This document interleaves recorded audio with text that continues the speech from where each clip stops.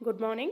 नमस्कार। स्वागत है आपका अपने यूट्यूब चैनल बी एजुकेटर में। बात करेंगे 69,000 शिक्षक भर्ती उत्तर कुंजी प्रकरण मिलेगी नियुक्ति, लेकिन कब और कैसे, कितनी सीट खाली, सरकार जाएगी सुप्रीम कोर्ट। आज जो है हम बात करेंगे ओनली आंसर की मैटर पर बात करेंगे कि लगभग कितनी सीट अभी खाली हैं और नियुक्ति कैसे मिलेगी, कब तक मिलेगी, क्या सरकार वाकई में जा रही है सुप्रीम कोर्ट। इन्हीं बिंदुओं पर बात करेंगे। वीडियो स्टार्ट करने से पहले अगर आपको लगता है कि चैनल के माध्यम से आपके राइट्स के लिए आपकी हक की आवाज़ को उठाया जाता है और शिक्षक भर्ती से संबंधित ऑथेंटिक अपडेट आप तक पहुंचाई जाती है, तो आपको चैनल से जुड़ना चाहिए। टाइम वेस्ट ना करते हुए हम बात करेंगे उत्तर कुंजी प्रकरण मिलेगी नियुक्ति। तो जैसा कि सभी को ज्ञात है, जितनी भी टीमें हैं, जितने भी अभ्यर्थी हैं, उनके द्वारा लगातार धरना दिया गया। जब से ये ऑर्डर आया तब से और अधिकारियों से मिल के प्रत्यावेदन भी दिया गया। उसके जवाब में अधिकारियों की तरफ से हमेशा यही जवाब आया कि हम इन अभ्यर्थियों को नियुक्ति देने के लिए प्रतिबद्ध हैं, क्योंकि माननीय न्यायालय का आदेश है, हमें उसको फॉलो करना ही है, लेकिन हमें कुछ वक्त चाहिए। ऐसा अब तक वो कहते आए थे, लेकिन कुछ दिन पहले ही जब टीम के द्वारा मिला गया और सचिवालय में जो अभ्यर्थियों द्वारा जैसी जानकारी निकल के आई कि सचिवालय में मीटिंग हुई थी, उसमें अब जो अधिकारी हैं शिक्षा विभाग के, उनका कहना है कि हम सुप्रीम कोर्ट जाएंगे। तो सुप्रीम कोर्ट जाने का सरकार का जाने को चैलेंज कर सकती है, और वो भी एक समय सीमा के अंतर्गत, टाइम लिमिट्स के अंतर्गत। अगर सुप्रीम कोर्ट सरकार जाती है 3 महीने के अंदर, तो चांस होता है कि सरकार जा सकती है। अब अगर अधिकारी ये बोल रहे हैं कि हम सुप्रीम कोर्ट जाएंगे, तो वही अधिकारियों का जो न्यायालय विभाग है वही जाने कि वो किस बेस पर जाएंगे और क्या लेके जाएंगे।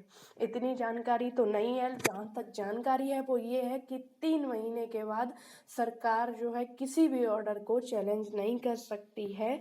अगर जाना है तो एक समय सीमा के अंदर ही आप उस ऑर्डर को चैलेंज कर सकते हो। उसके बाद ऑर्डर में भी कई सारी चीज़ें मेंशन हैं।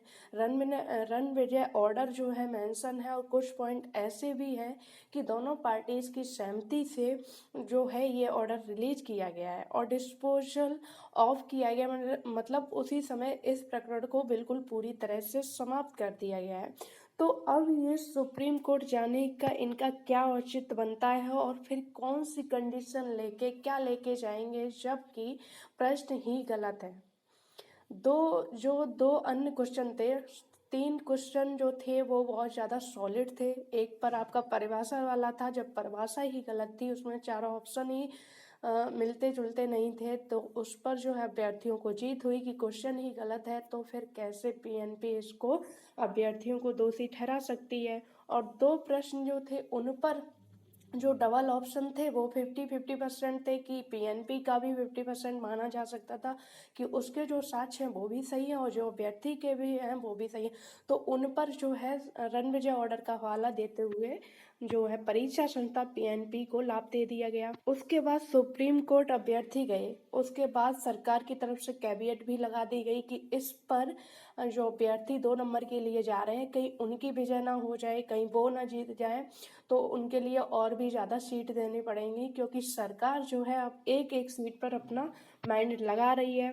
तो सुप्रीम कोर्ट से भी वो केस जो है फाइनल हो चुका है और कुछ याचिकाओं को रिवर्स कर दिया गया। वैसे उन याचिकाओं में अब कुछ है नहीं। कुछ अधिवक्ता ऐसे होते हैं कि जब केस उनका खारिज होता है तो उनके कुछ माइनस पॉइंट हो जाते हैं। अगर उसी टाइम अगर केस को खारिज कर दिया जाता है तो उनके कुछ पॉइंट माइनस हो जाते हैं। कुछ अधिवक्ता ऐसे होते हैं जो अपना केस, अपनी याचिकाओं को खारिज ना करवाते हुए रिवर्स करवा लेते हैं पिछली बेंच में कि हम उस पर पुनर्विचार याचिका डलवा लेंगे। तो शायद है इनके एक प्रमोशन के लिए और आगे जो है उसमें सहायता के लिए ये जो केस के प्लस पॉइंट बनते हैं, इस वजह से कुछ अधिवक्ता की याचिका खारिज हो गई और कुछ अधिवक्ताओं ने जो अपनी याचिका है वो रिवर्स करवा ली होते। तो लेकिन अब इस पर कोई ज़्यादा स्ट्रॉन्ग पॉइंट नहीं है। फिर भी फिर भी जो अभ्यर्थी जिन अधिवक्ताओं के माध्यम से जो रिवर्स हुए हैं उसी बेंच में सुनने के लिए याचिकाएं रिवर्स की गई हैं, तो वो उस पर सुनवाई करवा सकते हैं, उसमें कोई प्रॉब्लम नहीं है। लेकिन प्रॉब्लम ये बनती है कि जब सरकार के पास टाइम था, अभ्यर्थी भी गए थे, तो उस टाइम इस ऑर्डर को क्यों नहीं चैलेंज किया गया? इसलिए चैलेंज नहीं किया गया क्योंकि इनके पास कोई सॉलिड प्रूफ नहीं है। अगर ये जाएंगे तो सुप्रीम कोर्ट में भी जो बेंच से जिस बेंच से ऑर्डर भेजा जाता है सुप्रीम कोर्ट के लिए, तो वो पिछला ऑर्डर भी देखती है कि कहीं इसमें कोई गलती नहीं है। जब डबल बेंच का ऑर्डर है, बिल्कुल आपकी सरकार और दोनों पार्टीज की सहमति से जब ऑर्डर दिया गया है, तो फिर सुप्रीम कोर्ट में इसको चैलेंज करने का कोई औचित्य नहीं बनता है। अगर सरकार जाएगी भी तो मुंह की खा के आएगी वहां से। और ये चीज़ जो है शिक्षा विभाग के अधिकारी भी अच्छी तरह से जानते हैं कि सुप्रीम कोर्ट में जाने का कोई औचित्य नहीं बनता है। फिर ये बार बार क्यों कह रहे हैं कि हम इसको सुप्रीम कोर्ट में चैलेंज करेंगे? कह देना बात अलग होती है, लेकिन उसको फॉलो करना बात अलग होती है। 1 महीने से यही जो अधिकारी हैं वो कभी ये बोल देते हैं कि हमारे पास राइट है, हम इसको चैलेंज भी कर सकते हैं, हमारे पास राइट है, हम इसको चैलेंज भी। अरे चैलेंज करना है तो जाइए ना। अब तक क्यों बैठे रहे? 3 महीने हो गए, अब तक क्यों बैठे रहे? क्योंकि आपके पास कोई भी सॉलिड प्रूफ नहीं है। इस क्वेश्चन पर जो है आपको विजय मिल जाए, इस क्वेश्चन पे अभ्यर्थियों को हार मिले या इस क्वेश्चन को चैलेंज किया जाए, 1 नंबर तो आपको देना ही पड़ेगा और इन अभ्यर्थियों को नियुक्ति भी देनी पड़ेगी। दूसरी बात, न्यायालय ने आपकी भी सभी शर्तों को माना। जब एजी महोदय ने कहा कि हम 25 तारीख से तक जितने भी याची हम सिर्फ उन्हीं को नंबर देंगे। दूसरी कंडीशन ये भी रखी गई थी कि जो जिन्होंने ऑब्जेक्शन किया है, जिस प्रश्न पर मतलब आपत्ति की गई है, हम उन्हीं को नंबर देंगे। लेकिन जो सीनियर एडवोकेट थे उनके द्वारा इसका विरोध किया गया, तो इस चीज़ को नहीं माना गया है। ओनली उसी चीज़ को माना गया है कि जितने भी याची होंगे, चाहे भले ही उन्होंने आपत्ति की हो नहीं की हो, लेकिन वो कोर्ट की शरण में है तो वो जो है नंबर उनको मिलेगा।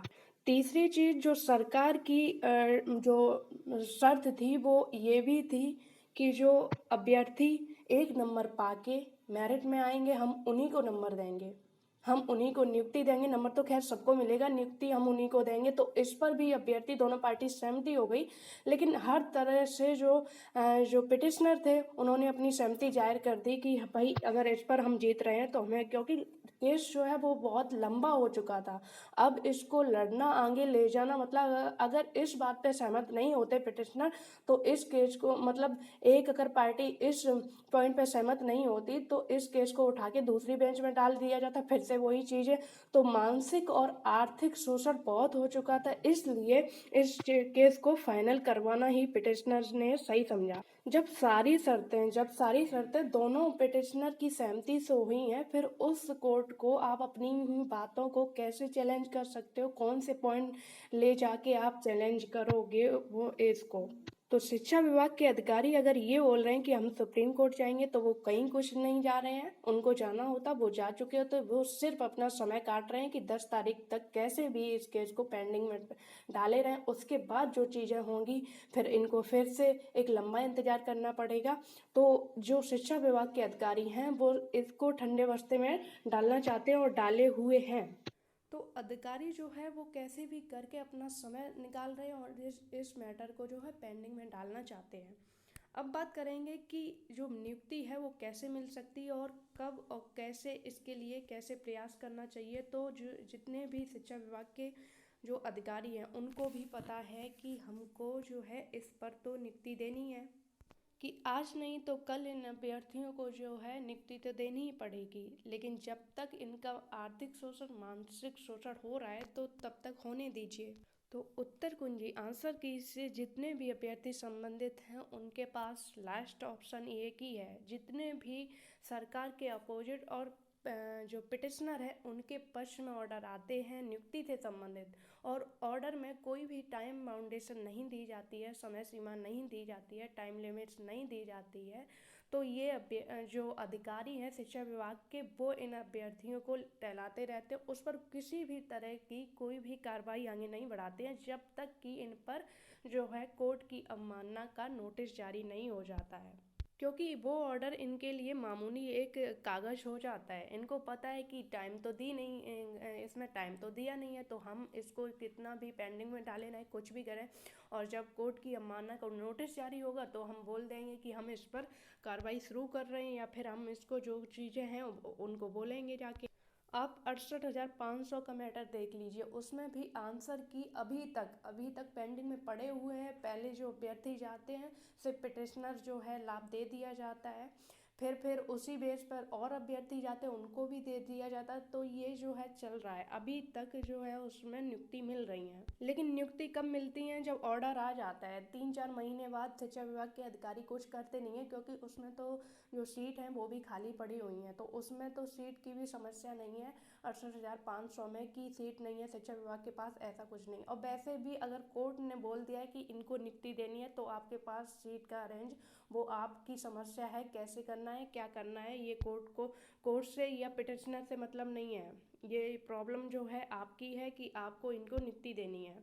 68,500 में नियुक्ति के लिए 1-2 नंबर पर जो कुछ प्रश्न हिंदी के आई थिंक गए थे कुछ अभ्यर्थी जो लेके, जिन्हें याची लाभ दिया गया था, तो उनके पक्ष में ऑर्डर आया, उसके बाद इन्होंने फॉलो नहीं किया, फिर वो कोर्ट की अवमानना लेके गए, उसके बाद जो है उनको एक लंबे समय बाद नियुक्ति दी गई। तो आप लोगों को भी अब इन पर कोर्ट की अवमानना जो है दाखिल करनी पड़ेगी, और जिन लोगों ने कर दी है दाखिल तो उन लोगों से यही है, और जो लोग करना चाहते हैं उनके लिए भी, कि आप लोग जो है अगर करें तो सीनियर एडवोकेट ही करें जिन्होंने कोर्ट की अवमाननाओं में जीत दिलाई हो। अन्यथा की स्थिति में अगर कोई आप जूनियर एडवोकेट करोगे, अगर किसी के पास जाओगे, आप अपना केस लेके जाते हो, तो कोई भी एडवोकेट ये नहीं कहता है कि हम इस पर हार जाएंगे या आपको जीत नहीं है। वो 100% ये दावा करते हैं कि हम आपको इसमें जीत दिलाएंगे। लेकिन जब आप उनसे केस दे देते हो तो फिर क्या होता है कि वो डेट भी नहीं लगवा पाते हैं, और ना ही अपनी बात सही से कह पाते हैं, क्योंकि जूनियर वकील की सुनने वाला कोई नहीं होता है, वहाँ पर सिर्फ सीनियर एडवोकेट की सुनी जाती है। अगर आप कोर्ट में जा रहे हो, कोर्ट की अवमानना कर रहे हो, तो आपको चाहिए कि आप सीनियर एडवोकेट को ही हायर करें, अन्यथा की स्थिति में आपका समय और पैसा दोनों बर्बाद होगा।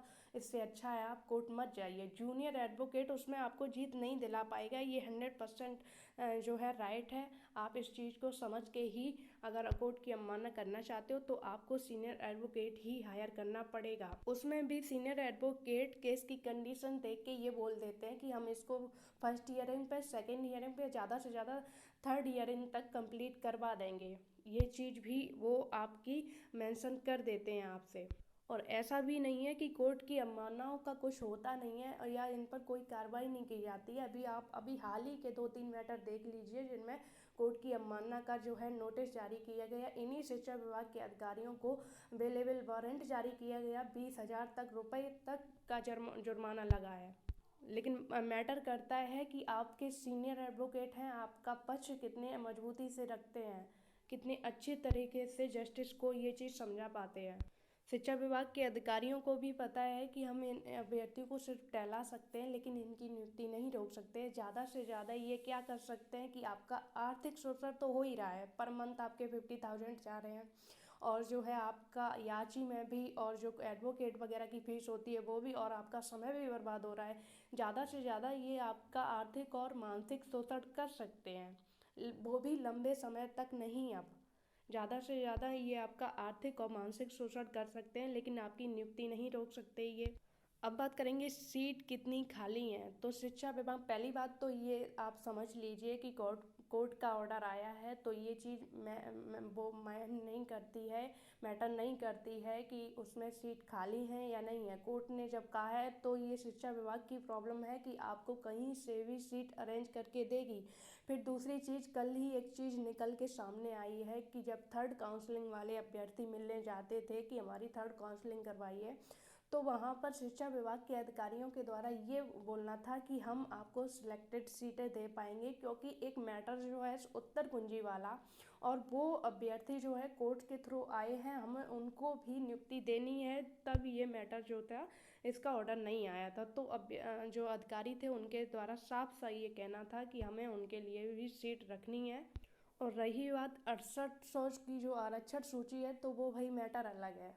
उसका मैटर अलग है, आपका मैटर अलग है। वो विभाग की गलती है, विभाग जाने कि उन अभ्यर्थियों को जो गलत तरीके से नियुक्ति दी गई है उनको हटाएगी, क्या करेगी, या समायोजन करेगी, वो बात अलग है। लेकिन आपके लिए तो सीटें उनको अरेंज करनी ही पड़ेंगी। और अभी तक अगर देखा जाए, जो 6800 सूची की बात चल रही है, तो वो कहीं ना कहीं जो अभ्यर्थियों के द्वारा जानकारी निकल के आ रही है कि 68 सूची जो जारी की गई, वो 22,000 जो सीटें बची हुई हैं उनमें से दी जा रही थी। इसलिए 6800 वालों ने इस पर 323 की जो मेन पिटिशनर है उसके द्वारा जो है केस किया गया। थर्ड काउंसलिंग के बाद भी अभी जो है समथिंग 1800 सीट अभी शिक्षा विभाग में खाली हैं, जो कि जिनसे उत्तर कुंजी का मैटर आसानी से सॉल्व हो सकता है। क्योंकि उत्तर कुंजी से संबंधित कोई सभी को नंबर नहीं दिया गया है, कोई बड़ी संख्या नहीं है। सिर्फ 800 से लेके 1000 समथिंग कुछ सीट हैं, अभ्यर्थी हैं। तो उनको इतनी बड़ी शिक्षा विभाग को प्रॉब्लम नहीं होगी कि इतनी बड़ी सीटों का अरेंज कहाँ से किया जाए।